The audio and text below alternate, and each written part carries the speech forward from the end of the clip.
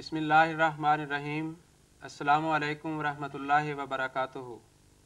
ناظرین کرام، حضرت مسیح موعود علیہ الصلوۃ والسلام کی کتب کے تعارف کے سلسلہ میں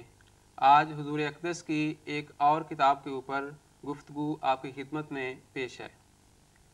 ناظرین، ایک عرب دوست جو مکہ معظمہ کے رہنے والے تھے، محمد بن احمد صاحب، وہ ہندوستان کی سیاحت پر ہندوستان تشریف لائے ہوئے تھے کہ یہاں آ کر انہیں حضرت بانی سلسلہ احمدیہ کے دعوی مسیح موعود کی اطلاع ملی۔ اس کے اوپر وہ قادیان تشریف لے گئے اور وہاں انہیں احمدیت قبول کرنے کی سعادت نصیب ہوئی۔ احمدیت قبول کرنے کے بعد جب وہ مکہ معظمہ واپس تشریف لے گئے تو وہاں انہوں نے اپنے بعض دوسرے احباب کو جب دعوت اللہ کا سلسلہ شروع کیا تو حضرت مسیح موعود علیہ الصلوۃ والسلام کو انہوں نے وہاں سے ایک خط تحریر فرمایا، جس خط میں انہوں نے یہ عرض کیا کہ وہ اپنی کچھ کتابیں مکہ معظمہ ارسال فرمائیں۔ اس خط کے جواب میں حضرت مسیح موعود علیہ الصلوۃ والسلام نے ایک خط محمد بن احمد کے نام رقم فرمایا۔ اس خط کا نام آپ نے حمامۃ البشریٰ تجویز فرمایا، یعنی بشارت دینے والی کبوتری۔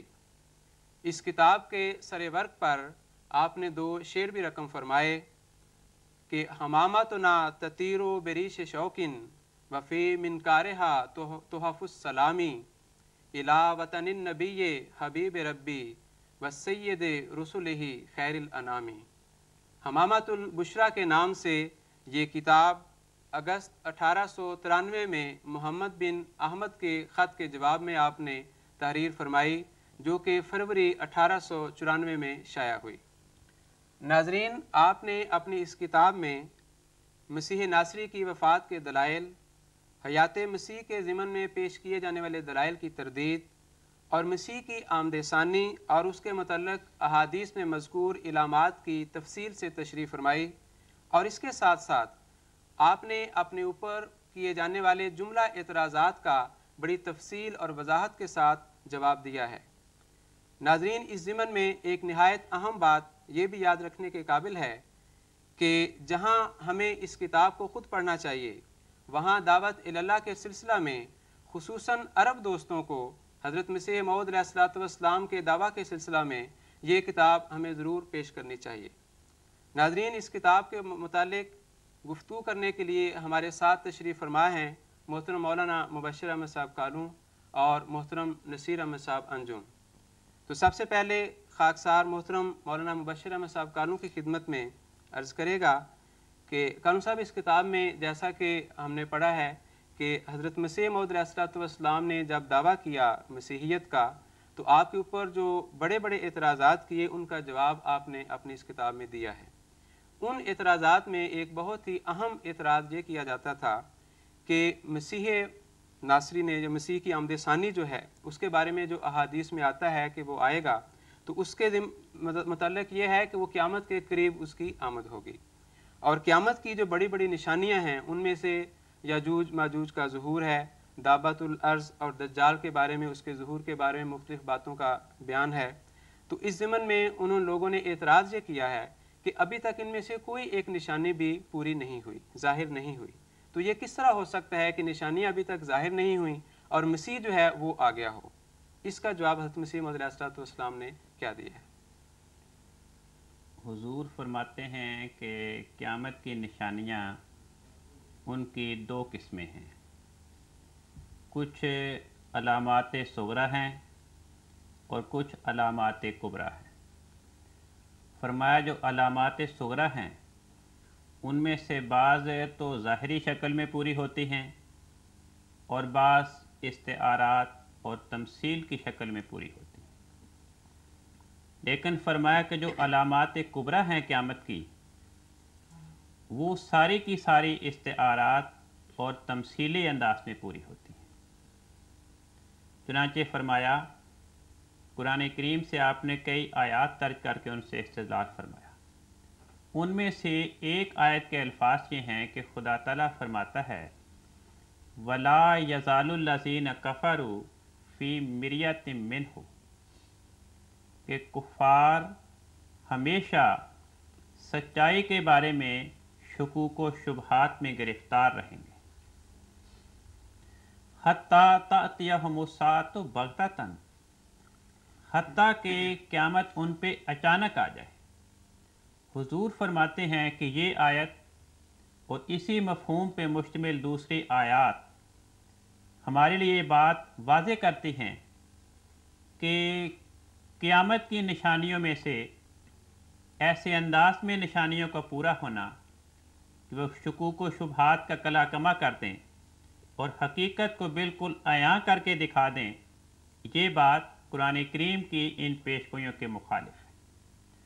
اور فرمایا کہ دیکھیں جو علامات بیان کی گئیں، علامات کبریٰ، وہ ظاہری طور پہ پوری ہو بھی نہیں سکتی۔ مثلا کہ آسمان میں سوراخ ہو جائیں گے، آسمان میں دروازے کھلیں گے، ان میں سے مسیح لٹکے اترتا ہوا دکھائی دے، اس کے ساتھ فرشتے چلے آ رہے ہوں، وہ فرشتے جنہیں انسانوں نے ابتدائے کائنات سے کبھی نہیں دیکھا، وہ فرشتے اس کے ساتھ اترتے آئیں اور لوگ اپنی آنکھوں سے ان فرشتوں کے نزول کا مشاہدہ کر رہے ہوں۔ اور پھر اس قسم کے یاجوج اور ماجوج مخلوق نظر آئے جن کے کان لمبے لمبے ہوں، ان کی شکلیں عجیب و غریب ہوں۔ پھر دجال کا گدھا ہو کہ عام مشاہدہ تو یہ بتائے کہ دجال کے گدھے کے دونوں کانوں کے درمیان تقریباً 1 بالش کا فاصلہ ہو، لیکن دجال کے گدھے کے دونوں کانوں کے درمیان 70 گز سے بھی زائد فاصلہ ہو۔ دجال کے ساتھ جنت اور دوزخ اس کے ساتھ ساتھ چلتی پھریں، زمین کے سارے خزانے اس کے پیچھے پیچھے چلیں، اس کے ہاتھ میں ایک برچھی ہو، اس کی پیشانی پہ کافر لکھا ہو، ایک ایسے دابت الارض کا ظہور ہو جو مومن کی پیشانی پہ داغ لگائے کہ یہ مومن ہے، کافر کی پیشانی پہ داغ لگائے کہ یہ کافر ہے، آسمان سے مختلف قسم کی آوازیں آئیں کہ یہ خدا کا سچا خلیفہ ہے، یہ خدا کا مہدی ہے، اسے قبول کر لو۔ اس قسم کی باتیں جو بیان کی گئیں یہ ظاہری شکل میں پوری ہو بھی نہیں سکتی، کیونکہ اگر یہ باتیں ظاہری طور پر پوری ہوں تو جو لوگ اس زمانے میں موجود ہوں گے جو اپنی آنکھوں سے آسمان میں سوراخ ہوتا دیکھیں، وہاں سے مسیح کو اس کے جسم سمیت اترتا دیکھیں، فرشتوں کو اس کے ہم رکاب دیکھیں اور ان ساری باتوں کو اس انداز سے دیکھیں، ان کے دلوں میں اس مسیح کے بارے میں کوئی شک نہیں رہ سکتا، ان کے دلوں میں خدا کی ذات کے بارے میں، خدا کے فرشتوں کے بارے میں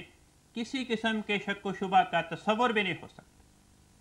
وہ تو سارے کے سارے شکوک و شبہات سے پاک ہو جائیں گے، سارے ایمان لے آئیں گے، کفر کا نام و نشان مٹ جائے گا۔ اور قرآن کریم کی آیات جو حضور نے درج فرمائیں، جن میں سے میں نے ایک نے پڑھی ہے، جن میں سے میں نے ایک پڑھی، وہ یہ بتاتی ہے کہ ایسا کبھی نہیں ہوگا۔ جب تک قیامت اچانک نہیں آ جاتی اس وقت تک کفار بھی موجود رہیں گے، کفر بھی موجود رہے گا، اور کفار کے دلوں میں شکوک و شبہات بھی موجود رہیں گے۔ تو یہ پیشگوئی بتاتی ہے کہ یہ علامات اپنی ظاہری شکل میں پوری نہیں ہوں گی، اور ظاہری شکل میں ان علامات کا پورا ہونا وہ ایمان کے مقاصد کے خلاف ہے، کیونکہ جو باتیں قیامت کے دن عیاں طور پہ دکھائی جائیں، اگر وہ باتیں قیامت سے پہلے ہی نظر آ جائیں تو پھر تو اس میں کوئی فرق باقی نہ رہا۔ اور جو ایسے مشاہدات ہوتے ہیں جو کافر کو بھی دکھائی دیں، مومن کو بھی دکھائی دیں، ایسے بدیہی معاملات، ان کو اگر کوئی ایمان لے آئے تو وہ ایمان کوئی مفید بات نہیں ہو سکتی۔ سورج طلوع ہوتا ہے،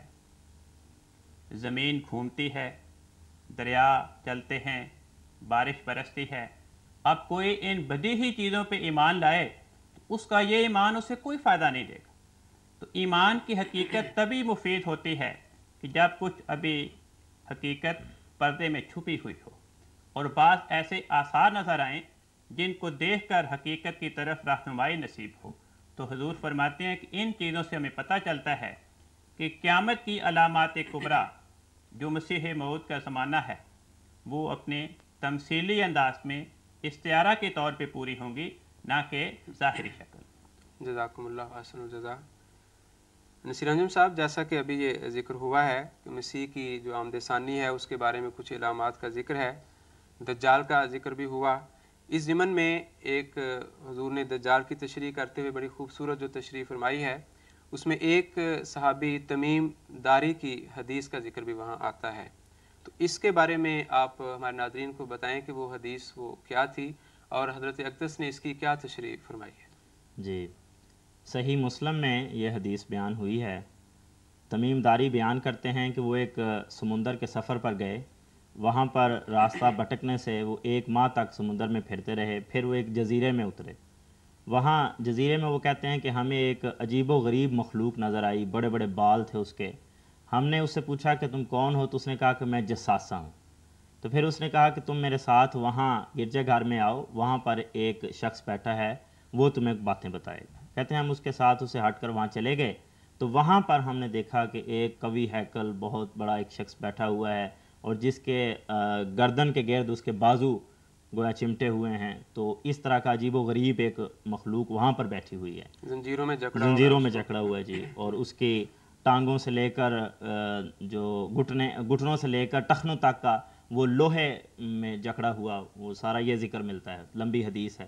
اس کے ساتھ ان کی گفتگو ہوئی ہے، اور اس نے ان کے ساتھ بات چیت کرتے ہوئے پوچھا کہ تم کہاں سے آئے ہو؟ پھر اس کے بعد انہیں بتانے لگا کہ فلاں جو علاقہ ہے وہاں پہ جو لوگ ہیں وہ زراعت کرتے ہیں، فلاں جو کنواں تھا وہ پانی دیتا ہے، اور مکے میں کوئی رسول ظاہر ہوا ہے اور اس کے ساتھ کیا سلوک کیا ہے، اور انہوں نے کہا کہ لوگوں نے اس کی مخالفت کی ہے، وہ ان پہ غالب آ رہا ہے۔ تو اس نے بتایا کہ انہیں چاہیے کہ وہ اس رسول کو قبول کر لیں۔ یہ ساری باتیں ہوئی ہیں۔ پھر اس نے بتایا کہ میں ہی دجال ہوں، میں آخری زمانے میں اذن ملنے پر خروج کروں گا اور ساری دنیا پر چھا جاؤں گا۔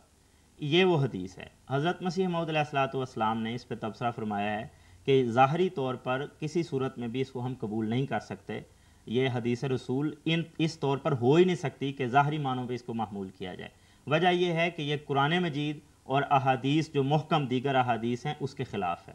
مثال کے طور پر اس میں جو باتیں بیان ہوئی ہیں کہ دجال سب سے پہلے غیب کی خبریں بیان کر رہا ہے، جو بالکل صحیح خبریں تھیں وہ ان کو بتا رہا ہے۔ تو یہ کیسے ہو سکتا ہے کہ ایک شخص جس کا خدا سے تعلق نہیں ہے، جو خدا پر ایمان نہیں لاتا، وہ غیب کی سچی خبریں بتائے، جبکہ خدا تعالیٰ نے قرآن مجید میں اصول یہ بتایا ہے لا یظہر علی غیبہ احدا الا من ارتضی من رسول، کہ خدا تعالیٰ اپنے اظہار پر غلبہ صرف رسولوں کو بخشتا ہے۔ دوسری بات یہ بیان فرمائی کہ یہ کیسا دجال ہے جو لوگوں کو یہ تلقین کر رہا ہے کہ رسول کریم صلی اللہ علیہ وسلم پر ایمان لے آؤ۔ تو یہ بھی بات عقل کے خلاف ہے کہ جس نے اسلام کے مخالفت میں کھڑا ہونا تھا وہ اسلام کے بانی حضرت نبی کریم صلی اللہ علیہ وسلم پر ایمان لانے کی تلقین کر رہا ہے۔ پھر اس کے بعد وہ یہ کہتا ہے کہ مجھے جب اذن ہوگا تو تب میں خروج کروں گا۔ اس سے بھی پتہ چلتا ہے کہ گویا انتظار میں بیٹھا ہوا ہے کہ الہام ہو تو اس کے نتیجے میں وہ اٹھ کھڑا ہو۔ فرمایا یہ تو گویا نظر آتا ہے کیونکہ نبی ہے، جبکہ وہ بڑا فسادی ہے، وہ خدا کا منکر ہے، نبی کریم کا منکر ہے، تو یہ باتیں ہو ہی نہیں سکتی کہ اس کی زبان سے ادا ہو۔ پھر فرمایا کہ جس طرح یہ قرآن مجید کے محکمات کے خلاف ہے، اسی طرح دیگر احادیث کے بھی خلاف ہے۔ مثال کے طور پر فرمایا کہ دیگر حدیث اسی مسلم میں یہ بیان ہوئی ہے کہ نبی کریم صلی اللہ علیہ وسلم نے قسم کھا کر بیان کیا کہ جو لوگ اس وقت زندہ ہیں 100 سال کا عرصہ گزرنے تک ان میں سے کوئی باقی نہیں رہے گا، اور یہ حدیث بخاری میں بھی موجود ہے۔ تو اگر وہ سمجھا جائے کہ نبی کریم صلی اللہ علیہ وسلم کے وقت میں وہ دجال زندہ تھا، تمیم داری نے اس کو دیکھا بھی تھا، تو آخری زمانے میں اس نے ظاہر ہونا ہے، جبکہ یہ دوسری حدیث سے ٹکراتی ہے بات۔ یہ حدیث کہہ رہی ہے کہ اگر زندہ بھی تھا 100 سال کے عرصے میں اسے مر جانا چاہیے، تو آخری زمانے میں وہ کس طرح دوبارہ ظاہر ہو سکتا ہے؟ فرمایا کہ یہ حدیثوں سے بھی ٹکرانے والی بات، اس لیے ہمیں اس کی تشریح کرنی پڑے گی اور اس کے کچھ معنی مراد لینے پڑیں۔ آپ نے فرمایا کہ یہ دراصل کشف ہے حضرت تمیم داری کا، اور اسی طرح نبی کریم صلی اللہ علیہ وسلم کو بھی بعض اوقات کشف رویا ہوتے تھے، حضور ان کی تعبیر فرمایا کرتے تھے۔ مثال کے طور پر بہت سی مثالیں موجود ہیں، سونے کے کنگن حضور نے دیکھے، ان کی تعبیر کی، اور اسی طرح گائے دیکھی تو اس کی تعبیر کی، قمیص دیکھی تو اس کی تعبیر کی، اور اسی طرح پھر یہ بھی ہوا کہ نبی کریم صلی اللہ علیہ وسلم نے دجال کو طواف کرتے ہوئے دیکھا۔ اب اگر ظاہر پر ہی دیکھا جائے سب کو تو یہ پھر ماننا پڑے گا کہ دجال مسلمان اور مومن ہو گیا ہے جو مسلمانوں جیسے کام کر رہا ہے۔ تو اسی طرح جس طرح یہ نبی کریم صلی اللہ علیہ وسلم کے خواب، رویا، کشوف یہ تعبیر طلب ہیں، تو یہ بھی فرمایا کہ تمیم داری کا ایک کشف ہے، اور جس میں بتانا صرف یہ مقصود ہے کہ غلبہ اسلام کے وقت جو نصارہ ہوں گے ان کی کیفیت یہ ہوگی کہ وہ گویا سلاسل میں زنجیروں میں جکڑے پڑے ہوں گے اور کوئی رکاوٹ ڈالنے کے قابل نہیں ہوں گے. اسلام کا غلبہ ہوگا اور ان کی حالت ناگفتہ بے ہوگی. تو یہ اس حدیث کا مطلب ہے. جزاکم اللہ احسن الجزا. ناظرین کرام، حضرت مسیح موعود علیہ الصلوۃ والسلام کی کتاب حمامۃ البشریٰ کے اوپر گفتگو جاری ہے. اس دوران حضرت مسیح موعود علیہ الصلوۃ والسلام کا ایک نعتیہ قصیدہ جو اسی کتاب میں آپ نے درج فرمایا ہے، جو کہ تقریباً 189 اشعار پر مشتمل ہے، جس میں آن حضرت صلی اللہ علیہ وسلم کی مدح جو ہے وہ اس قصیدے کا نمایاں عنصر ہے. اس قصیدے کے کچھ اشعار ہم آپ کی خدمت میں پیش کرتے ہیں.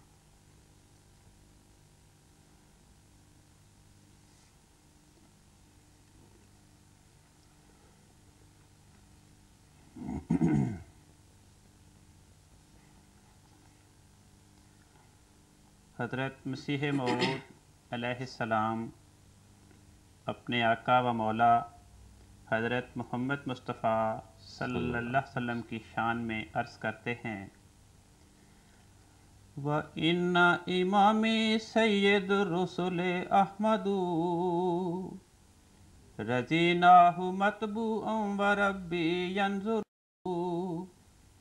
وَلَا شَكَّ أَنَّ مُحَمَّدًا شَمْسُ الْهُدَى إِلَيْهِ رَغِبْنَا مُؤْمِنِينَ فَنَشْكُرُ لَهُ دَرَجَاتٌ فَوْقَ كُلِّ مَدَارِجٍ لَهُ لَمَعَاتٌ لَا يَلِيهَا التَّصَوُّرُ أَبَعْدَ نَبِيِّ اللَّهِ شَيْءٌ يَرُوقُنِي أَبَعْدَ رَسُولِ اللَّهِ وَجْهٌ مُنَوَّرُ عَلَيْكَ سَلَامُ اللَّهِ يَا مَرْجِعَ الْوَرَى لِكُلِّ ظَلَامٍ نُورُ وَجْهِكَ نَيِّرُ وَيَحْمَدُكَ اللَّهُ الْوَحِيدُ وَجُنْدُهُ وَيُثْنِي عَلَيْكَ الصُّبْحُ إِذْ هُوَ يَحْشُرُ مَدَحْتُ إِمَامَ الْأَنْبِيَاءِ وَإِنَّهُ مَدَحْتُ إِمَامَ الْأَنْبِيَاءِ وَإِنَّهُ لَأَرْفَعُ مِنْ مَدْحِهِ وَأَعْلَى وَأَكْبَرُ دَعُوا كُلَّ فَخْرٍ لِلنَّبِيِّ مُحَمَّدٍ دعوا كل فخر للنبي محمد أمام جلالة شانه الشمس أحقر وصلوا عليه وسلموا أيها الورى وذروا له طرق التشاجر توجر ووالله إني قد تبعت محمدا وفي كل آن من ثناه أنور. ان چند اشعار کا جو میں نے اس قصیدہ میں سے پیش کیے ہیں ان کا ترجمہ عرض ہے. حضور فرماتے ہیں: یقیناً میرا پیشوا تو رسولوں کا سردار احمد صلی اللہ علیہ وسلم ہے. ہم نے اس کو مطبوع کے طور پر پسند کر لیا ہے اور میرا رب دیکھ رہا ہے. بے شک محمد صلی اللہ علیہ وسلم ہدایت کے آفتاب ہیں. ہم نے اس کی طرف مومن ہو کر رغبت کی، پس ہم شکر کرتے ہیں. آپ کے درجات تمام درجات سے بلند تر ہیں. آپ کی ایسی تجلیات ہیں کہ وہ تصور میں نہیں آ سکتی. کیا نبی اللہ کے بعد کوئی چیز مجھے اچھی لگ سکتی؟ کیا رسول کریم صلی اللہ علیہ وسلم کے بعد کوئی اور منور چہرہ بھی ہے؟ تجھ پر اللہ کا سلام ہے اے مرجع خلائق. ہر تاریکی کے لیے تیرے چہرے کا نور ایک آفتاب ہے اور خدائے یکتا تیری تعریف کرتا ہے اور اس کا لشکر بھی. نیز صبح بھی تیری تعریف کرتی ہے جب وہ طلوع ہوتی ہے. میں نے انبیاء کے امام کی مدح کی ہے اور حقیقت یہ ہے کہ وہ میری مدح سے بالا اور اعلیٰ اور اکبر ہے. ہر فخر کو رہنے دو، نبی محمد صلی اللہ علیہ وسلم کے ہی لیے، آپ کی جلالت شان کے سامنے تو سورج بھی بہت حقیر ہے، اور اے تمام لوگوں اس پر درود و سلام بھیجو اور اس کی خاطر جھگڑے کی راہیں چھوڑ دو کہ اجر پاؤ، اور خدا کی قسم یقیناً میں نے پیروی کی ہے محمد صلی اللہ علیہ وسلم کی، اور ہر لحظہ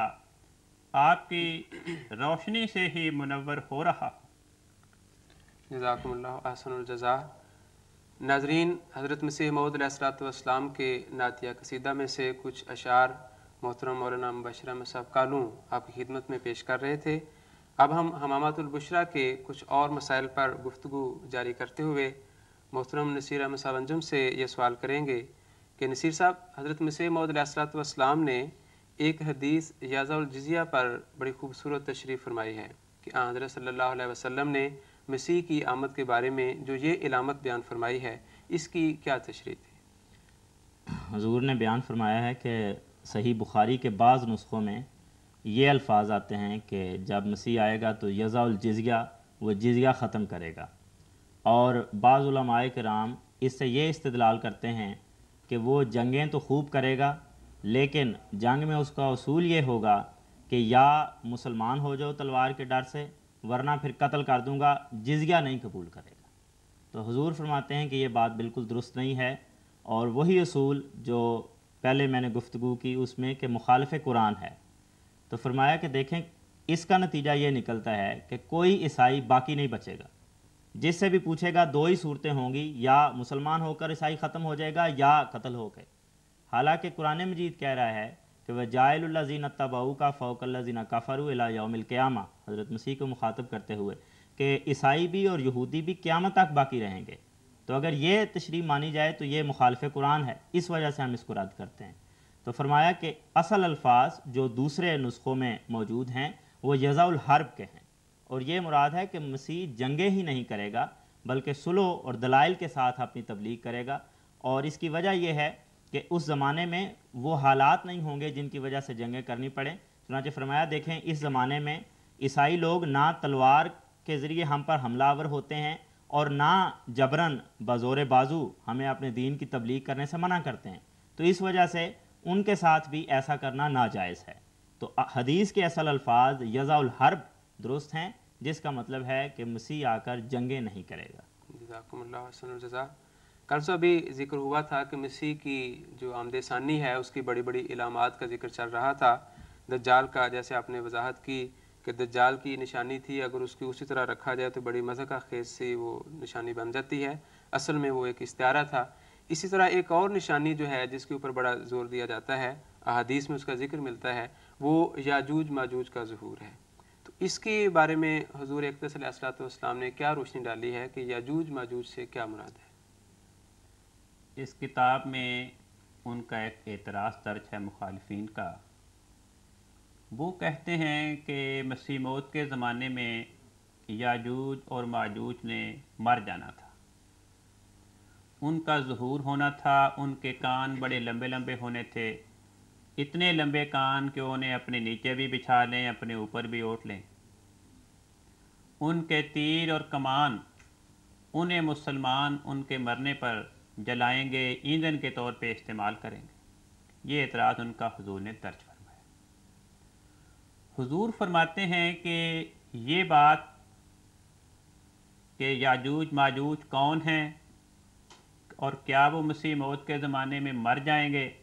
فرمایا بات یہ ہے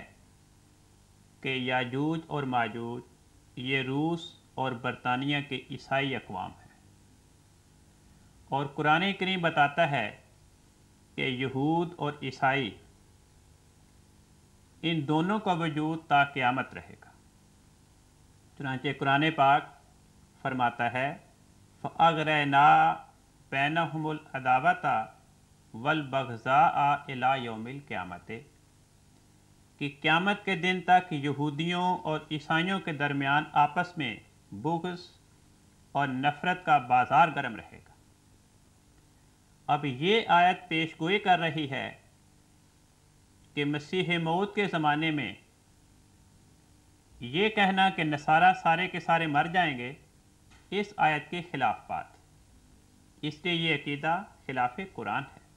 کیونکہ یہ آیت ہمیں بتا رہی ہے کہ قیامت کے دن تک یہودی بھی موجود رہیں گے